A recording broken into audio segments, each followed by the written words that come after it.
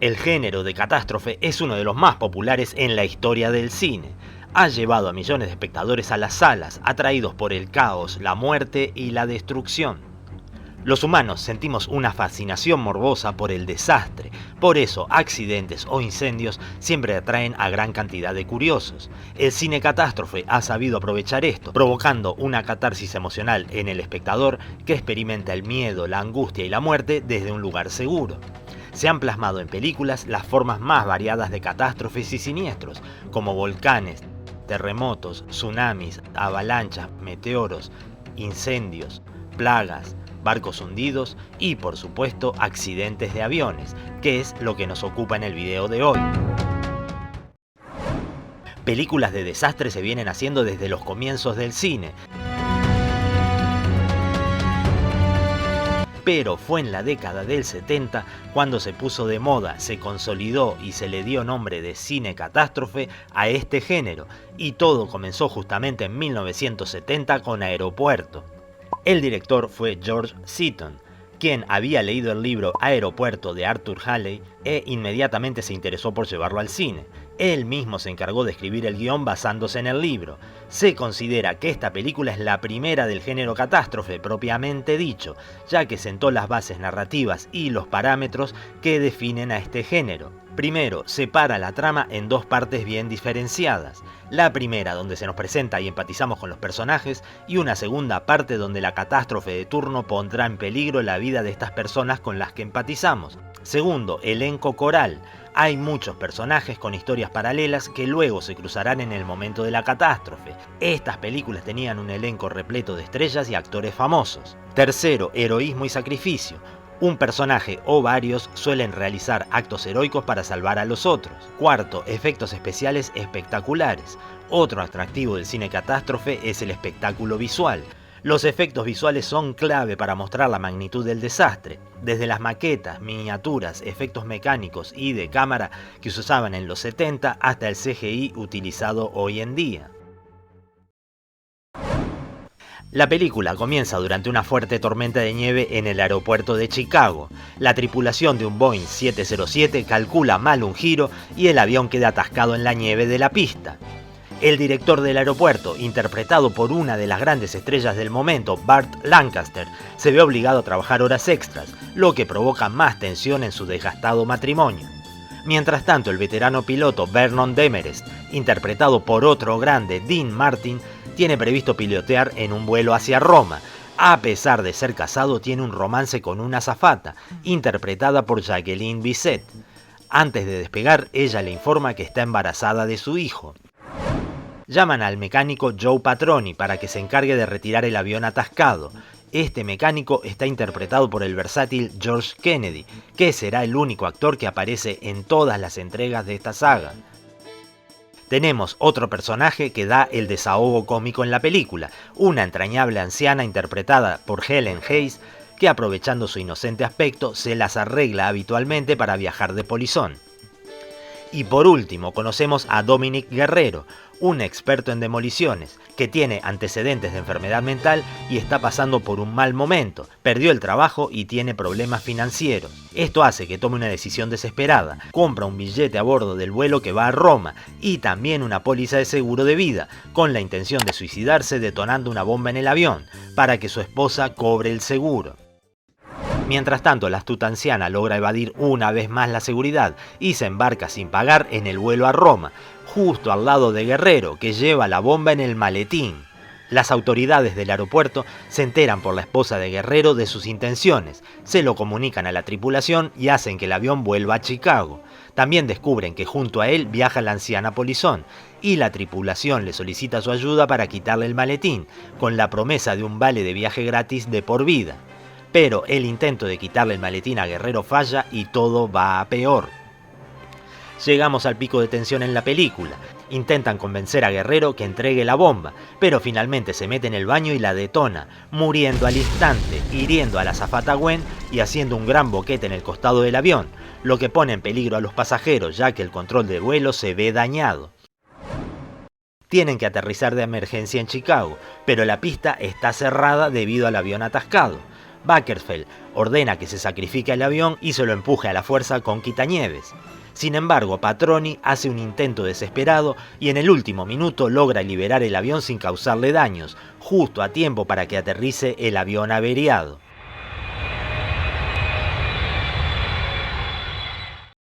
Al final de la película vemos a Demarest acompañando la camilla de Gwen para ir con ella al hospital, ya que ha decidido terminar con su matrimonio y que ella siga adelante con el embarazo, mientras que la simpática anciana, debido a su valiente colaboración, comienza a disfrutar de un pase gratuito en primera clase.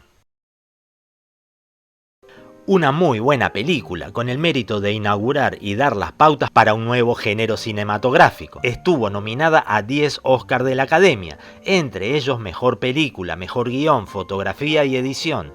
Finalmente ganaría uno solo, dado a Helen Hayes por Mejor Actriz de Reparto. Tuvo un éxito brutal y con 10 millones de presupuesto recaudó en taquilla 128 millones, transformándose en la producción de Universal Pictures que más había ganado hasta la fecha. Por supuesto, esto llevó a que inmediatamente se planearan secuelas.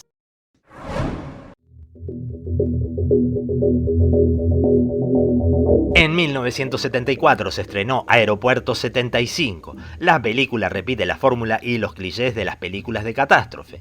Tenemos el vuelo de un Boeing 747 que viaja de Washington a Los Ángeles. La jefa de azafatas es Nancy, que antes de subir al avión se despide de su novio, con el que está terminando la relación. Su novio es Alan, interpretado por el famoso Charlton Heston, que es un instructor de vuelos. Por otro lado, Scott, un hombre de negocios, vuela en su avión privado a una reunión ejecutiva. Entre los pasajeros del Boeing vemos a una antigua gloria de Hollywood, Gloria Swanson, que aquí se interpreta a sí misma, y también a Nancy Olson, haciendo de madre de una niña interpretada por Linda Blair, que viaja para hacerse una importante operación de trasplante. El capitán Stacy, junto con el ingeniero de vuelo Julio, interpretado por Eric Estrada en uno de sus primeros papeles en el cine, está a punto de iniciar el descenso. En ese momento, Scott en su avioneta sufre un infarto. Asciende sin control, chocando con la cabina del 747 por encima del asiento del copiloto, que sale expulsado, y al mismo tiempo mata al ingeniero de vuelo y envía restos que ciegan al capitán, que consigue activar el piloto automático antes de perder el conocimiento.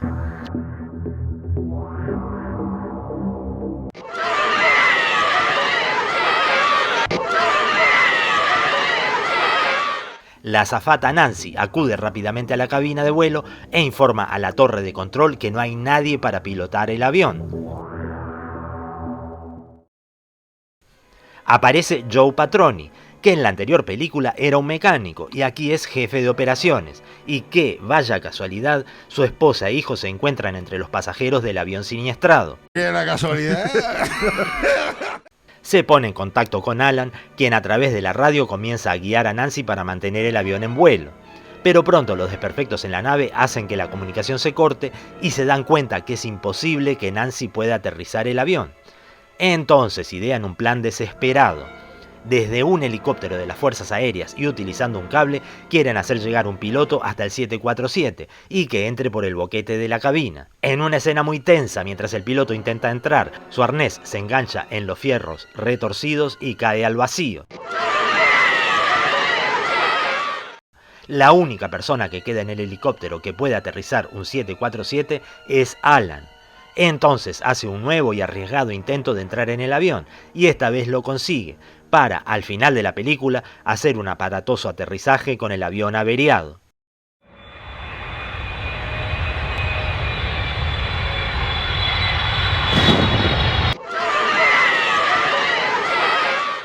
En un final feliz, todos los pasajeros se salvan, y Alan y Nancy se reconcilian. Esta película no obtuvo buenas críticas y viéndola hoy en día es bastante ridícula, pero sigue siendo divertida. Comparada con la anterior es una película de bajo presupuesto, pero obtuvo buenas cifras de recaudación. Con una inversión de 3 millones, recaudó 103 en taquilla, por lo que se decidió continuar con la saga.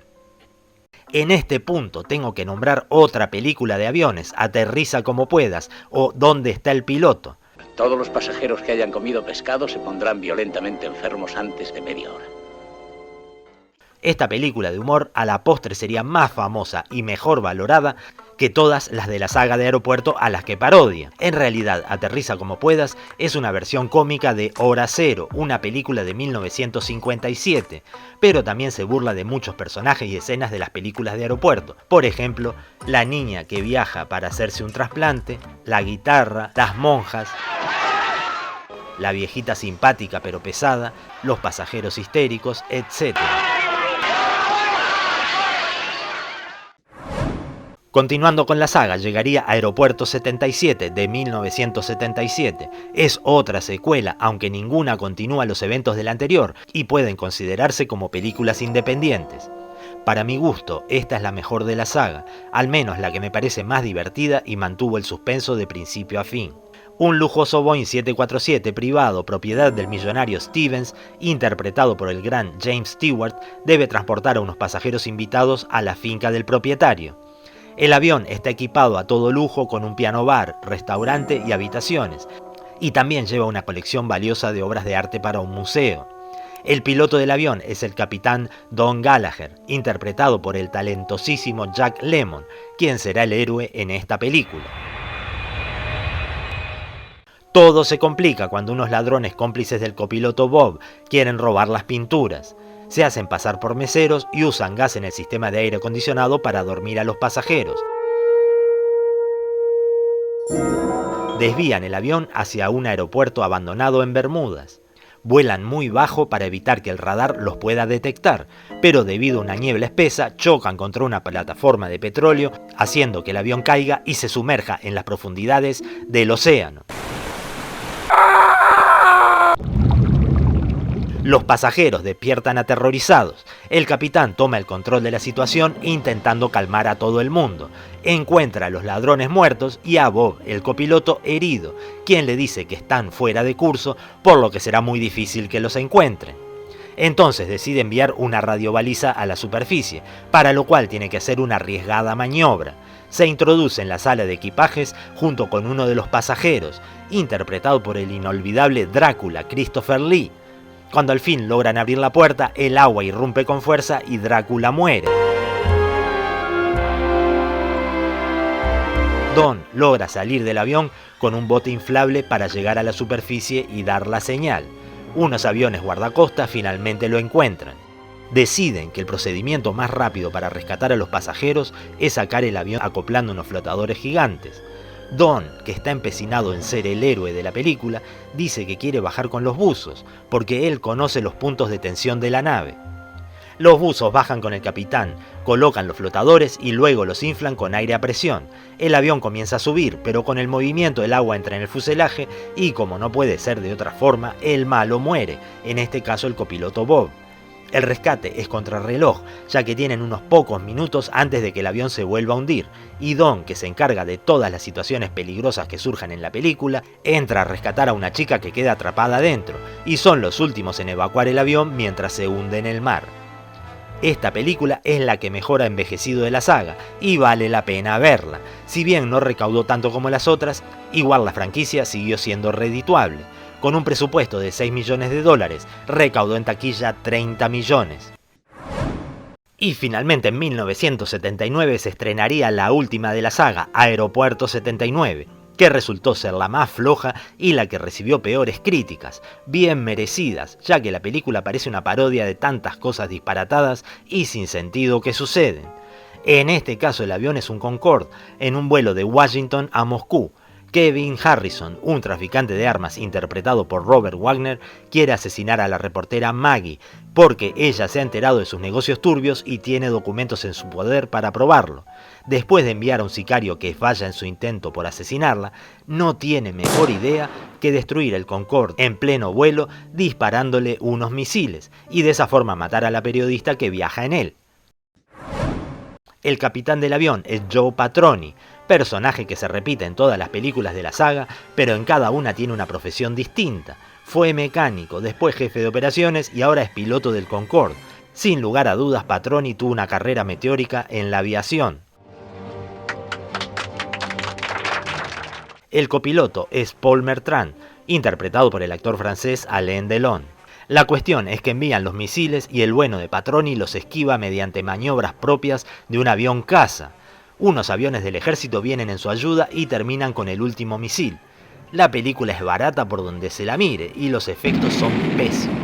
Pero Robert Wagner, cual villano de dibujos animados, ya está pensando una nueva forma de asesinar a esta periodista. Entonces envía un avión no tripulado, es decir, un dron, para que dispare más misiles al Concorde, que hace unos minutos estaba escoltado por aviones caza del ejército, pero se ve que se aburrieron y se fueron.